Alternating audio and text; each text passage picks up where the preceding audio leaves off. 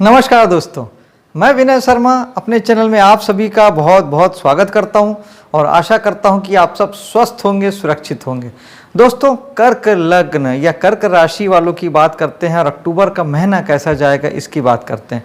कर्क राशि वाले यूं तो बहुत संवेदनशील होते हैं, बहुत भावुक होते हैं, लेकिन साथ भी उनके दिमागी स्थिति जो होती है वो बहुत मजबूत होती है। वो दिमाग से बहुत स्ट्रांग होते हैं। क्यों? क्योंकि जहां आपका लग्न कर्क राशि यानी चंद्रमा की राशि है, वहीं आपका दिमाग मंगल की राशि को दर्शाता है, पंचम भाव। तो इसलिए अभी जीवन में आपके बहुत सारे विरोधाभास होंगे, कुछ अच्छा नहीं चल रहा होगा, शायद कामों में भी रुकावट आ रही हो, घर की सुख शांति भी खलल पैदा कर रहा हो, लेकिन बावजूद इसके जीवन के प्रति उत्साह आपका चरम पे होगा, पॉजिटिवनेस चरम पे होगी, जीवन के प्रति लगाव, मन के शांत भाव, शुभता के विचार ये आपके चरम पे होंगे, पराकाष्ठा पे होंगे और आप तमाम विरोधाभास के बाद भी जीवन बहुत अच्छे से जी रहे होंगे।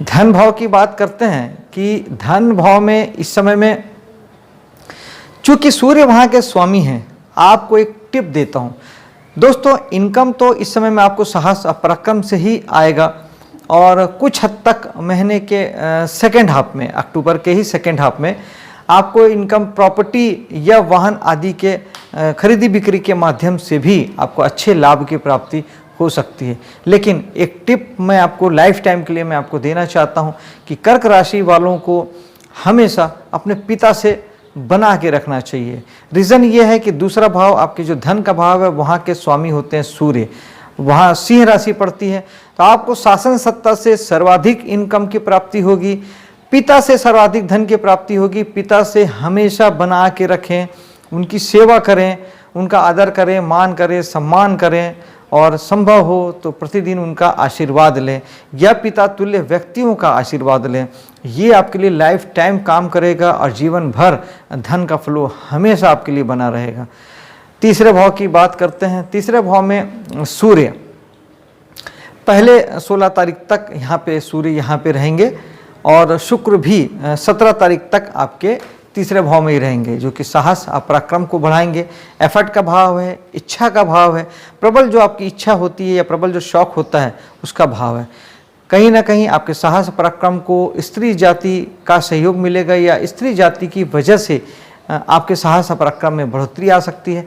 बुध पूरे महीने आपके इसी भाव में रहेंगे, अश्वा राशि के बुध हैं, ये बहुत अच्छा रिजल्ट देंगे। लेकिन आप अगर छोटी यात्राएं करते हैं और अगर आप ट्रेवल्स के बिजनेस से जुड़े हैं, कमीशन दलाली के काम से जुड़े हैं, साहस के कामों को अगर आप करते हैं, पुलिस मिलिट्री फायर डिपार्टमेंट से आप जुड़े हैं, इंटरनेट से जुड़ के अगर आप कोई काम करते हैं, तो आपके लिए ये बहुत बहुत बहुत शानदार समय है, बहुत अच्छा वक्त है।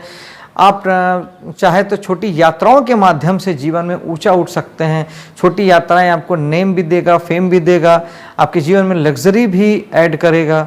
बुध है, आपकी बुद्धि विवेक भी, खास तौर पे आप घर से बाहर ज़्यादा अच्छा परफॉर्म कर पाएंगे। ये महीना हो सकता है कि आप छोटी यात्राओं के माध्यम से या बिजनेस धंधे को लेके या नौकरी को लेके भी घर से काफ़ी समय तक दूर हो सकते हैं, दूर रह सकते हैं और ये आपके लिए भाग्योदय कारक होगा, पराक्रम कारक होगा और आप जीवन में इससे आगे ही बढ़ेंगे, आपको कहीं कोई दिक्कत नहीं आएगी। चौथे भाव की बात करते हैं। यही सूर्य 17 तारीख को आपके चौथे भाव में आ जाएंगे और शुक्र 18 तारीख को आपके चौथे भाव में आ जाएंगे। चौथा भाव आपके मकान का, वाहन का, घर के सुख शांति का होता है। पिता का कारक होते हैं सूर्य, तो पिता आपको प्रभावित करेंगे आपके घर के सुख को। वाहन मकान लेने में वो आपकी मदद कर सकते हैं, आपका मार्गदर्शन कर सकते हैं। शुक्र है, लग्जरी ऐड करेंगे। इस समय में बहुत हद तक पॉसिबल है कि आप जीवन में कुछ सुख सुविधाएं ऐड करें, घर में कुछ सामग्री आप खरीद के लाएं, कंप्यूटर है, टीवी है, वीडियो है, फ्रिज है, किसी भी प्रकार का बच्चों के लिए कोई लग्जरी आइटम है, ये काफ़ी हद तक फर्नीचर है, कपड़े हैं। वैसे भी दिवाली का समय है, त्यौहार का समय है, तो ये बहुत हद तक संभव है कि आप काफ़ी मात्रा में आप इस पे पैसे खर्च करें और घर में सुख सुविधाएं जुटाएं। वैसे आप सभी को दीपावली की बहुत बहुत बधाई है, बहुत बहुत शुभकामनाएं अग्रिम में मैं आपको देता हूं। इसी चौथे भाव में आपके केतु भी बैठे हुए हैं। केतु थोड़ा सा सोचने जैसा विषय देते हैं दोस्तों, क्योंकि केतु जो होते हैं वो जहाँ बैठते हैं वहाँ से थोड़ा सा मन में वैराग्य की स्थिति पैदा करते हैं। तो चौथा भाव चूँकि घर का है, घर के सुख का है, मन की शांति का है, तो वहाँ से थोड़े से आपके मन अशांत सा हो सकता है, चित्त अशांत हो सकता है, घर पे आपका मन ना लगे, ये परिस्थितियाँ हो सकती हैं, क्योंकि केतु ऐसा करते हैं। तो विशेष तौर पे आपके कुटुंब भी चौथे भाव से देखा जाता है, तो अपने कुटुंब को भी लेके आपके मन में कुछ उल्टे सीधे ख्याल मन में आ सकते हैं, कुछ मोक्ष की भावनाएं, विरक्ति की भावनाएं, कुछ अलग होने के भाव आपके मन में आ सकते हैं। तो अगर ऐसा कुछ होता है तो केतु का उपाय जरूर कीजिएगा, कम से कम मेडिटेशन तो जरूर कीजिएगा। और चौथा भाव में केतु है, यानी आप चौथे भाव के लिए योगी जैसा बन जाइए। केतु योगी हैं, राहु भोगी हैं। योगी जैसे बनने का अर्थ है केवल और केवल वर्तमान में जीना, भविष्य की कोई चिंता नहीं करना, भविष्य की कोई प्लानिंग नहीं करना, भविष्य की कोई बात ही नहीं करना, और किसी भी कर्म के लेके फल की चिंता बिल्कुल नहीं करना। अगर आप इतना कर लेते हैं, केवल वर्तमान में जीते हैं, तो केतु जो कि सिर्फ पैर हैं वो कहते हैं कि सिर्फ चलिए, और राहु जो सिर्फ सर हैं वो कहते हैं कि सिर्फ सोचिए। यहाँ पर सोचना नहीं है, केवल कर्म करना है। अगर आप ऐसा करते हैं तब आपको कोई बैड रिजल्ट नहीं आएगा, घर की सुख शांति में खलल नहीं पड़ेगा, मकान आदि से आपका मन नहीं उछटेगा। अगर आप पहले ही तटस्थ भाव रखते हैं तो ये सारी दिक्कतें तब आएगी जब इन चीज़ों को लेके आप मोह माया पालेंगे। मोह माया राहु है, जब आप केतु की जगह पे राहु बनते हैं तो केतु आपको तकलीफ देते हैं, और नहीं केतु की जगह में आप अगर योगी बन जाते हैं साल भर के लिए, तो यही केतु आपके लिए मार्गदर्शक साबित होते हैं, आपको अध्यात्म में ले जाते हैं। मेडिटेशन कीजिए, बहुत अच्छे रिजल्ट आएंगे दोस्तों। बात करते हैं आपके पंचम भाव की। पंचम भाव में बृहस्पति की दृष्टि शुभ दृष्टि है। जिन्हें संतान नहीं है, अगर कुंडली भी आपका साथ दे रही है तो इस समय में आपको संतान हो सकती है, या जिनके पहले से संतान है और वो बढ़ोतरी चाहते हैं तो उनके घर में भी सदस्यों की संख्या बढ़ सकती है, यानी और संतान हो सकती है अगर आपकी कुंडली भी साथ दे रही है तो। साथ ही संतान के जीवन में भी अच्छा वक्त आएगा, आपके जीवन में भी अच्छा वक्त आएगा। आपका मन बुद्धि काफ़ी स्थिरता से काम करेगा और पॉजिटिव एटीट्यूड के साथ काम करेगा। अच्छी सोच आएगी, ईश्वरीय मदद आपको मिलेगी। कला संगीत के क्षेत्र में आप हैं, लोगों को मनोरंजन अवॉइड करते हैं, किसी भी ऐसे बिजनेस धंधे नौकरी चाकरी में हैं जो लोगों को मनोरंजन करती है, कला देती है, तब उस स्थिति में आप कहीं ज़्यादा अच्छे रिजल्ट की कामना कर सकते हैं। एजुकेशन में जो लोग हैं बहुत अच्छा काम करेंगे। शिक्षा के क्षेत्र में जिनकी भी कुंडली है और वो एजुकेशन से जुड़े हैं तो बहुत अच्छे भावों से, बहुत अच्छी ईश्वरीय मदद के साथ में आप रिजल्ट ला भी सकते हैं और प्रयास भी अपने कर सकते हैं। संतान भी आगे बढ़ेगी और उन्हें भी जीवन में कुछ कर गुजरने का मौका मिलेगा। छठे भाव के स्वामी बृहस्पति हैं जो कि आपके भाग्य में बैठे हैं, यानी इस समय में जो लोग नौकरी की तलाश में थे उन्हें भाग्य से, किस्मत से, ईश्वरीय मदद से नौकरी मिलने की संभावना है। और जो सेवा व्यवसाय में हैं, किसी प्रकार के नौकरी सरकारी प्राइवेट में पहले से कर रहे हैं तो उन्हें भाग्य का समर्थन, सपोर्ट मिलेगा और भाग्य के माध्यम से जीवन में आगे बढ़ने का अवसर मिलेगा। तरक्की हो सकती है, उन्नति हो सकती है। जो लोग भी नौकरी में आगे बढ़ने की सोच रहे थे या अपने पद में बढ़ोतरी की सोच रहे थे, उन्हें इस समय में इंक्रीमेंट भी मिल सकता है और पद में बढ़ोतरी भी हो सकती है। वो लोग जीवन में काफ़ी आगे बढ़ सकते हैं पॉजिटिव एटीट्यूड के साथ। सप्तम में शनि इस महीने के आखिरी में मार्गी हो जाएंगे। जिन लोगों को भी जीवन साथी को लेके कुछ खराब फल अगर आ रहे थे या नेगेटिव फल आ रहे थे या आपके मन में भटकाव जैसी स्थितियाँ थी, वो काफ़ी हद तक शांत हो जाएगा। शनि जो होते हैं वो बेसिकली दुख के कारक हैं, जहाँ बैठते हैं वहाँ दुख देते हैं। सप्तम भाव जीवन साथी का है, बिजनेस का है। जो लोग बिजनेस करते हैं तो हो सकता है उन्हें बिजनेस में थोड़ा सा दुख तकलीफ हो रही हो, जीवन साथी या बिजनेस पार्टनर को लेके दुख हो रहा हो। ये सारी चीज़ें अपने आप ही जब मार्गी हो जाएंगे शनि इस महीने के एंड में तो काफ़ी हद तक तकलीफ़ें ख़त्म हो जाएगी या शांत हो जाएगी। फिर भी अगर आपको ऐसा कुछ प्रतीत होता है, दुख पीड़ा आपको जीवन साथी को लेके अगर है, ज़्यादा है, तो फिर आप शनि का उपाय जरूर कीजिएगा। शनि के लिए सरसों का तेल शनिवार को शनि मंदिर में भगवान शनि के ऊपर चढ़ाइएगा, बहुत अच्छे रिजल्ट आते हैं।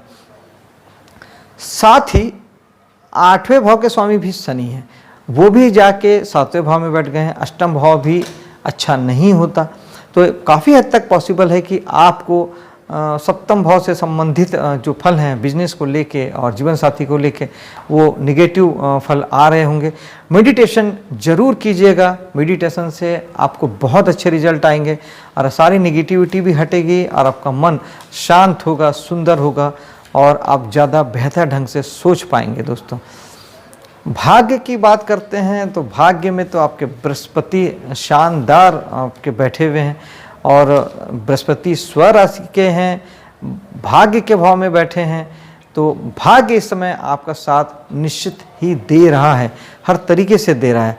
और बृहस्पति स्वयं भाग्य के कारक ग्रह हैं, तो आप इस समय में धर्म कर्म के काम बहुत अच्छे कर पाएंगे। मंदिर आदि के कामों से जुड़े हैं, उपदेश अगर आप देते हैं, धार्मिक संस्थाओं से जुड़े हैं, किसी भी प्रकार का धार्मिक आचरण आप करते हैं तो वहाँ आपके बहुत अच्छे रिजल्ट आएंगे। पिता के साथ संबंध मधुर होगा। विदेशी धार्मिक यात्राएं आप कर सकते हैं, लंबी दूरी की धार्मिक यात्राएं आप कर सकते हैं। उच्च शिक्षा में अगर आप पढ़ाते हैं या पढ़ते हैं, अच्छे रिजल्ट की कामना आप कर सकते हैं। भाग्य इस साल अच्छा साथ देगा। विदेश में शिक्षा अर्जित करना चाहते हैं तो वो भी पॉसिबल है, इस समय में भाग्य साथ देगा और आपका एडमिशन वहाँ हो जाएगा। दसम भाव की बात करते हैं। दसम भाव में राहु हैं।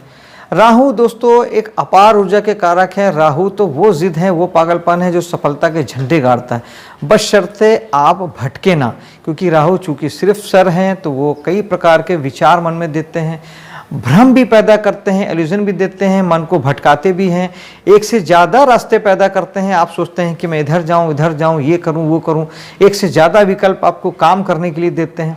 इन सब से बचने के लिए मेडिटेशन एक शानदार उपाय है। मेडिटेशन करेंगे तो माइंड सेट क्लियर होगा, विज़न क्लियर होगा, गोल सेट होगा, और जब ये सब कुछ होगा तो फिर राहु की ऊर्जा वो कमाल करेगी जो कोई ग्रह नहीं कर सकते। राजनीति से जुड़ के और विदेश से जुड़ के भी आप अच्छे रिजल्ट ले सकते हैं। राहु राजनीति के कारक हैं, आपको सफलता देंगे। साथ ही शासन सत्ता और अधिकारी वर्गों से भी संबंध आपके, अगर आपने राहु को नहीं साधा तो गड़बड़ होंगे, आप राहु को साधते चलेंगे तो आपके संबंध अच्छे होंगे, शासन सत्ता का भी आपको सहयोग मिलेगा। सूखा नारियल बहते जल में बहाना बहुत अच्छा उपाय है, चाहे इसे आप महीने में एक बार अमावस्या के दिन भी कर सकते हैं और हर शनिवार को भी कर सकते हैं। बहता जल नहीं है तो शंकर भगवान के मंदिर में भी इस उपाय को किया जा सकता है। दोस्तों, एकादश भाव या लाभ प्राप्ति के भाव की बात करते हैं। इच्छा पूर्ति का भाव हमारा 11वां भाव होता है, जहां मंगल पहले 15 तारीख तक बैठेंगे, जो कि आपके साहस पराक्रम को बढ़ाएंगे और आपका कर्म क्षेत्र या आपका बिजनेस धंधा काफ़ी हद तक दोस्तों यारों और समाज सोसाइटी की ओर अग्रसर होगा। आप अपने कामों को एक्सटेंशन करके वहाँ लेके जाएंगे, या आप दोस्तों यारों के बीच में, समाज सोसाइटी के बीच में कुछ बड़ा करने की सोच रहे हैं या कुछ बड़ा करेंगे, उनसे जुड़ के किसी नए अचीवमेंट की ओर आप अग्रसर हो सकते हैं।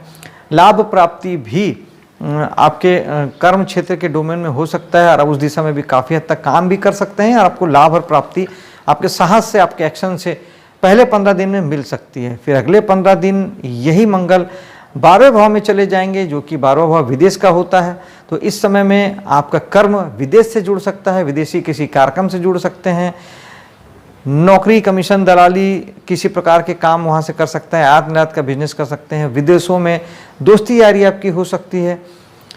विदेशों में कोई आप काम लेके वहाँ 15 दिन के लिए आप वहाँ जा सकते हैं। संतान भी आपकी किसी भी माध्यम से, किसी प्रकार से, किसी कारण से विदेश से जुड़ सकती है और विदेश जाके कुछ अपने काम को अंजाम दे सकती है। उच्च शिक्षा के लिए, खासतौर पर शिक्षा के क्षेत्र में जरूर जो बच्चे विदेश जाना चाहें वो इस समय में जा सकेंगे, अपने काम को कर सकेंगे। कुछ खर्चे आपके संतान को लेके भी हो सकते हैं अगर आपके संतान है तो, और साथ ही बिजनेस धंधे पे भी कुछ खर्चा इस समय में आप करेंगे। कुछ साहस ऐसा दिखाएंगे जिसमें आपको पैसे का इन्वेस्टमेंट करना पड़ेगा। आपका ये महीना शुभ हो, सफल हो, इसी कामना के साथ अब मैं आपसे विदा लेता हूँ। मेरे वीडियो को लाइक शेयर कीजिएगा, मेरे चैनल को सब्सक्राइब कीजिएगा। मिलता हूँ अगले वीडियो पे। जय हिंद।